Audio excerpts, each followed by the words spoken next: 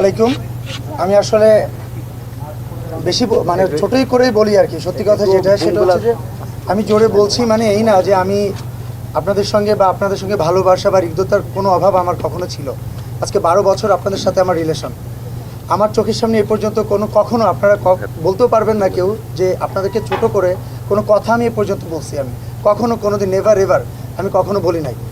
আমার সামনে আমার ভাইদের আজকে রক্তাক্ত বা যে হোক অসুস্থ, এটার দায়ভার আজকে আমার উপরে এসে পড়েছে। সত্যি এটা আমার কাছে অনেক বেশি কষ্টের ব্যাপার।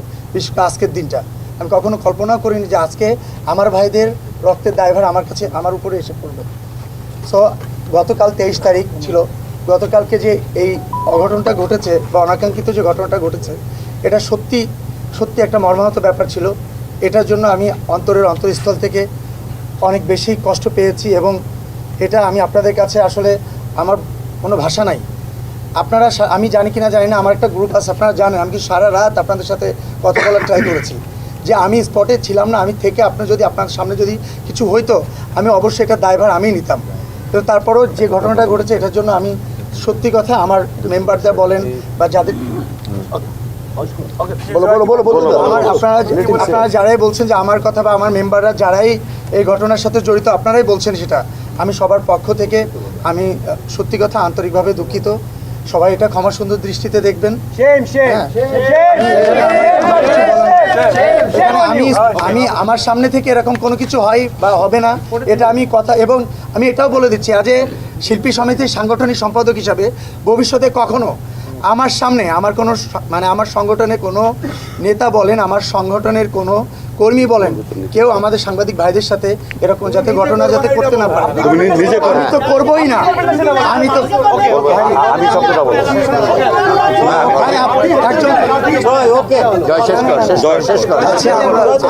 আমি বলেছি কিন্তু প্রথমে আমাকে ক্লিয়ার করে নিয়েছি। আমি কখনো প্রমাণ দিতে পারবে না, কিন্তু আমার কথা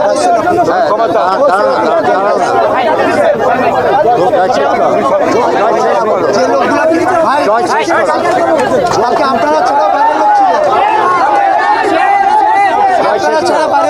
ছিল ভাই, ভবিষ্যতে আমি সহ আমার কোনো কর্মী আপনাদের আমার সাংবাদিক ভাইদের সাথে এরকম যাতে কোনো ঘটনা না ঘটে এটা থেকে সোচ্চার থাকবো আমরা সবাই। থাকবোই।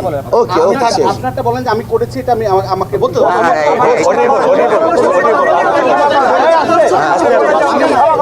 আমি এগ্রেসিভ হয়েছি আপনাদের সাথে না, যারা বাইরে ছিল সে ফুটেজগুলো আমাদের কাছে বাইরে